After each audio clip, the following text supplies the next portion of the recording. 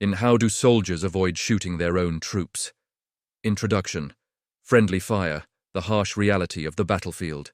In games like Call of Duty, players are often warned that friendly fire will not be tolerated. However, on actual battlefields, friendly fire is always on and cannot be disabled like a game option.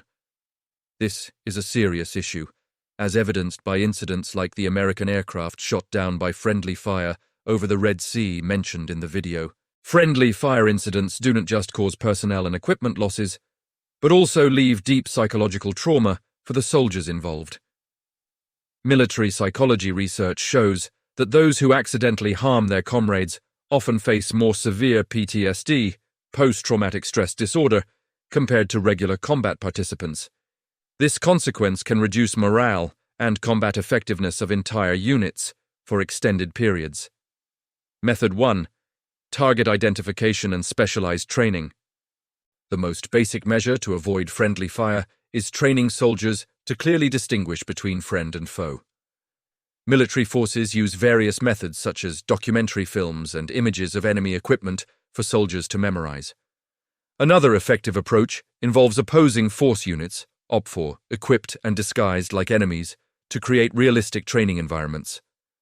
Particularly important is the VID, vehicle identification technique, requiring soldiers to memorize every detail of tanks and armored vehicles from all angles.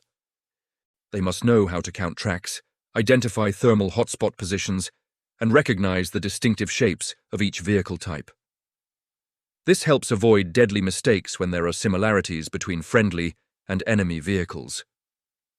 In the digital age, modern militaries have begun implementing virtual reality, VR, simulation systems to enhance training effectiveness.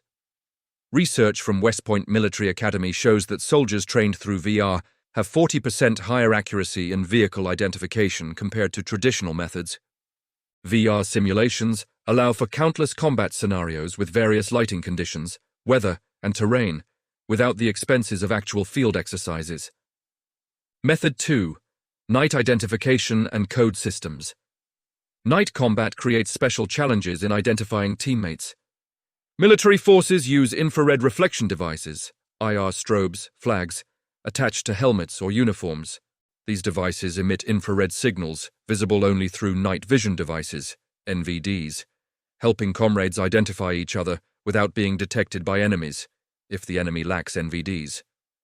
Another effective technique is using number combinations on codes. In darkness, soldiers use infrared lights flashing according to predetermined codes. For example, if the code is 7, one person flashes 3 times, and the other must respond with 4 flashes to complete the total of 7. Typically, military forces use odd numbers to prevent enemies from mimicking half the code. This code system originated in World War II, when Allied forces used sound passwords like Flash, Challenge, and Thunder, Response, as depicted in the series Band of Brothers. According to veterans' memoirs, during the Normandy campaign, an American unit suffered heavy losses when Germans captured and used their codes. This event led to the development of more complex code systems with more frequent changes. Today, special forces like SEALs and Delta Force use multi-layered numerical encoding systems combined with encrypted electronic signal technology for absolute security. These systems change every 4-6 hours and integrate into special communication devices resistant to signal jamming. Method 3. Fire control and recognition markers. Direct fire control measures, DFCM, are crucial methods to avoid friendly fire in complex combat situations. Commanders clearly designate areas, firing sectors, where each unit is permitted to fire, preventing crossfire into friendly positions. Target reference points, TRPs, are predetermined on maps to aid communication and adjust firepower. Flares and radio communications are also used to announce positions, movement directions, and target changes. Additionally, simple but effective recognition markers like colored tape, yellow, blue, green, red, attached to uniforms, helmets, or vehicles, help distinguish between combatants. For example, in the Ukraine conflict, Ukrainian forces use yellow-blue tape, while Russian forces use red. Symbols like Z and V are also painted on vehicles for identification. Effectiveness analysis across conflicts shows that while DFCM works well in planned operations, physical recognition markers are more effective in spontaneous situations. During the 1991 Gulf War, despite strict DFCM protocols, 35 friendly fire incidents occurred, accounting for 24% of total U.S. military casualties. After widespread adoption of combat identification panels, CIPs, this rate decreased to 10% during the 2003 Iraq campaign. Notably, disguising in enemy uniforms, perfidy, to deceive, is considered a war crime under the Geneva Convention, potentially resulting in loss of prisoner of war privileges. This creates a clear legal boundary between legitimate identification measures and prohibited deceptive practices. Method 4. Advanced technology on the digital battlefield. Modern technology plays a vital role in minimizing friendly fire. Combat identification panels, CIPs, are special metal plates attached to tanks that disrupt thermal signals, creating distinctive thermal images for clearer identification through thermal imaging devices. The Gulf War represented one of history's largest deployments of vehicles with thermal imaging at that time, leading to significant development of CIPs. Digital battlefield management systems like JBCP, Joint Battle Command Platform, function as a mini-map, displaying positions of one's own vehicles, teammates, and estimated enemy locations. ATAC, Android Tactical Assault Kit, provides similar functionality for infantry soldiers on mobile devices. The US military is developing IVS, Integrated Visual Augmentation System, an augmented reality technology integrating battlefield information into night vision goggles, helmets.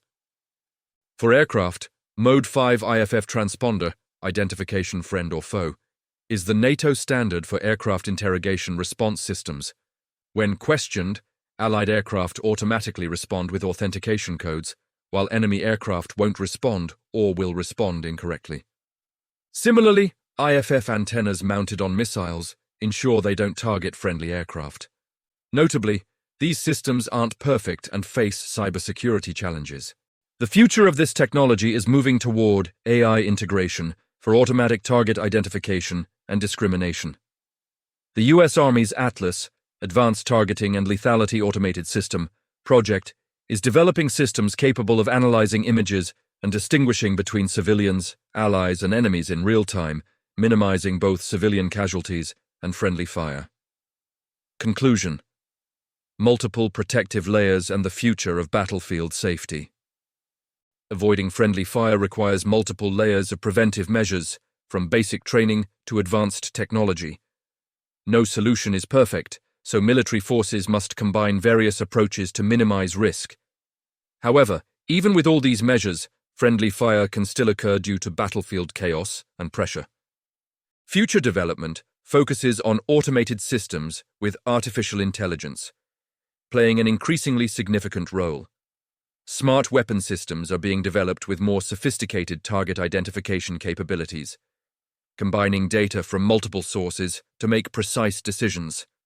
However, questions about appropriate automation levels and the human role in attack decisions remain hotly debated topics. Lessons from recent conflicts like Ukraine show that despite rapid technological advancement, simple measures like colored tape retain irreplaceable value when high technology fails. Modern warfare requires a flexible approach, combining both traditional methods and advanced technology, with the ultimate goal of protecting soldiers' lives on the chaotic battlefield.